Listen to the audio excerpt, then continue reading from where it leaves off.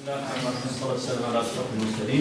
d'abord, avant de commencer, j'aimerais bien remercier l'association Libras d'abord de nous avoir invités, d'être parmi vous aujourd'hui, et ensuite d'avoir pris une telle initiative, d'avoir organisé une telle manifestation assez enrichissante pour vous. Et là, je vous conseille de ne pas rater de telles manifestations, et je conseille à l'association de continuer sur le chemin, parce que la société en a vraiment besoin.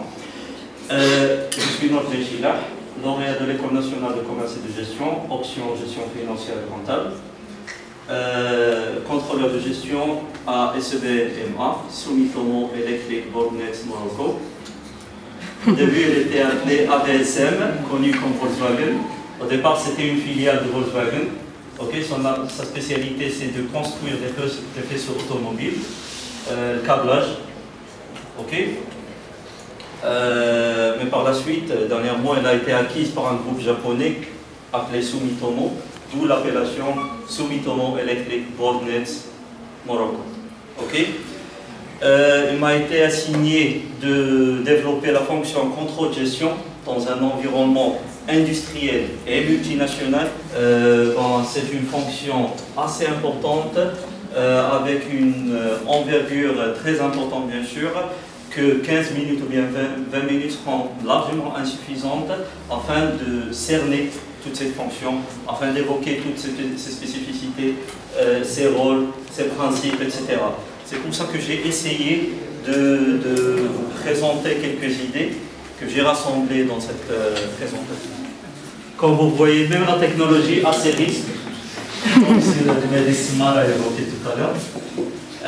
Bon. Le contrôle de gestion, il convient à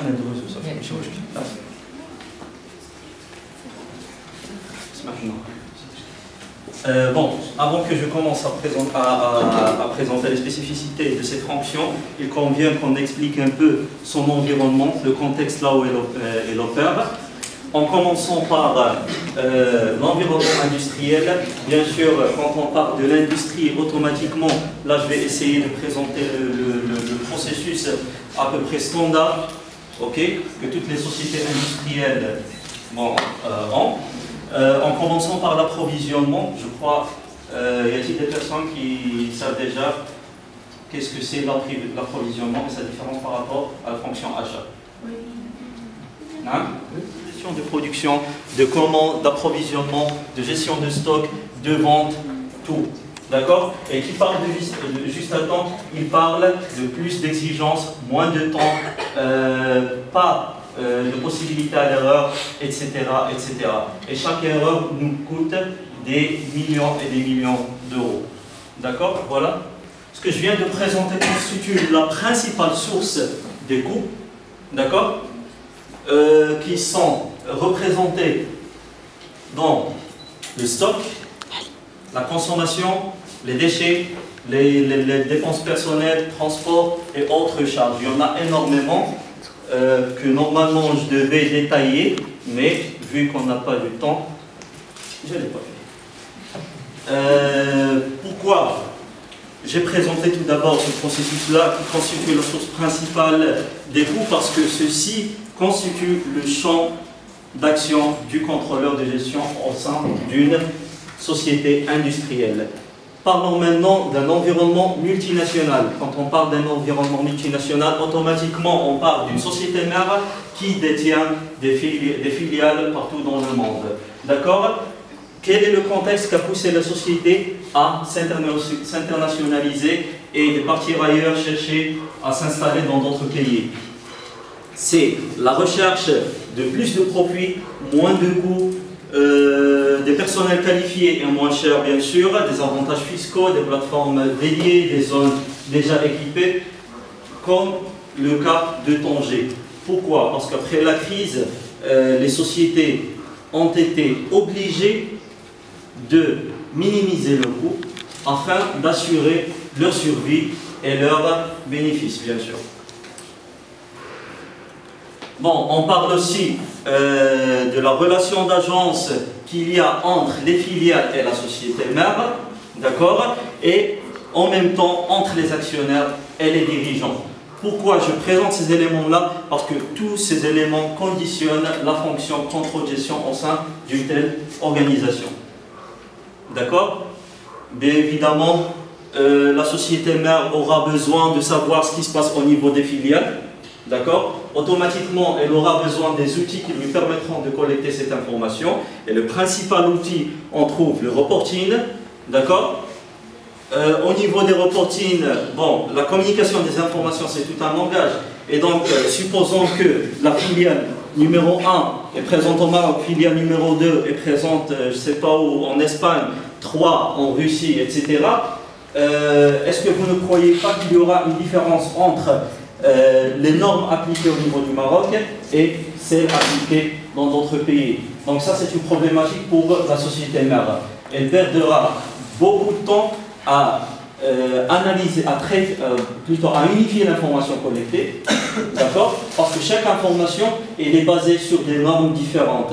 Et donc, pour qu'elle arrive à un résultat représentatif qui lui permettra de prendre des décisions stratégiques, etc., il lui faudra plus de temps pour l'unification. Et donc, ils ont instauré ce qu'on appelle les normes comptables internationales, d'accord? C'est un langage commun que tous les pays utilisent quand on est présent dans un tel contexte.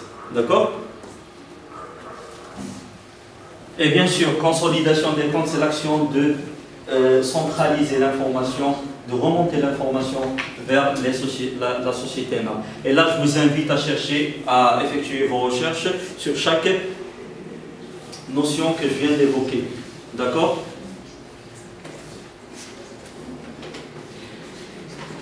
Bon, voilà à peu près le contexte de la fonction contrôle de gestion. Maintenant, je me suis contenté de présenter quelques rôles de cette fonction au niveau de la société. Eh bien, le contrôle de gestion en tant que système d'information d'aide à la décision.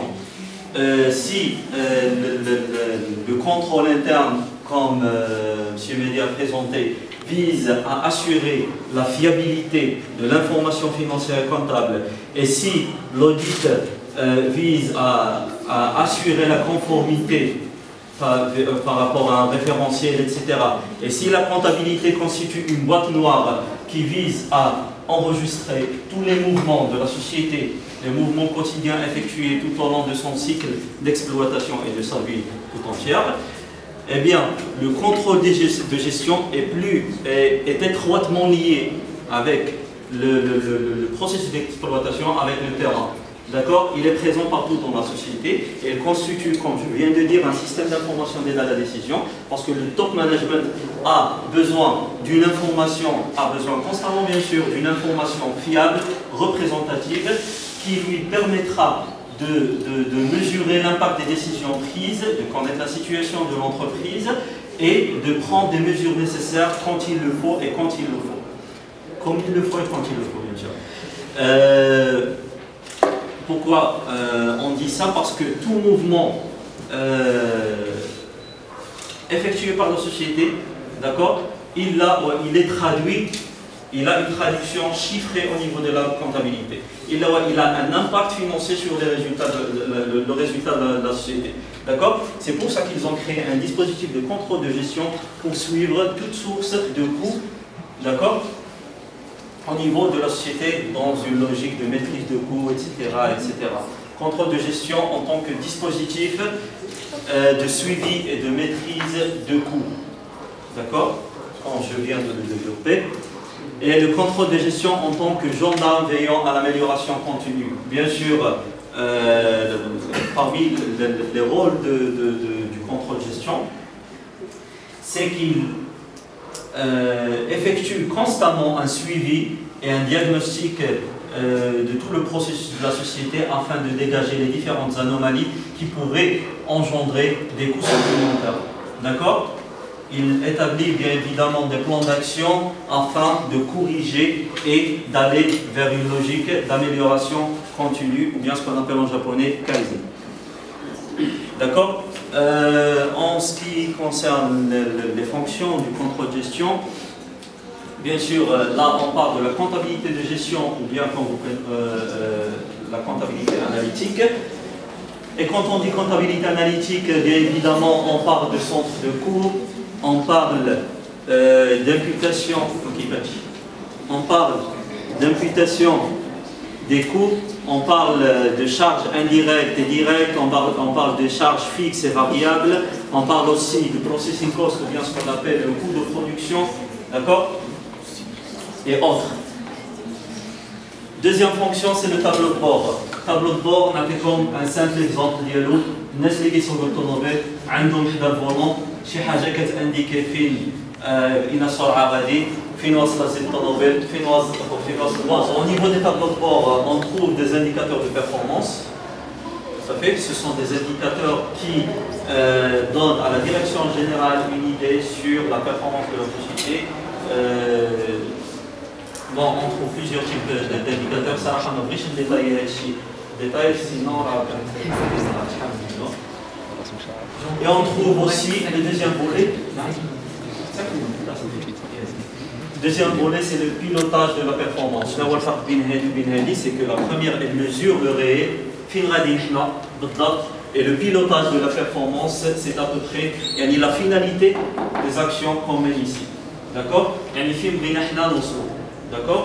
Un niveau de performance donc il faut agir sur quelques points, sur quelques insuffisances que ce volet-là nous a permis de connaître.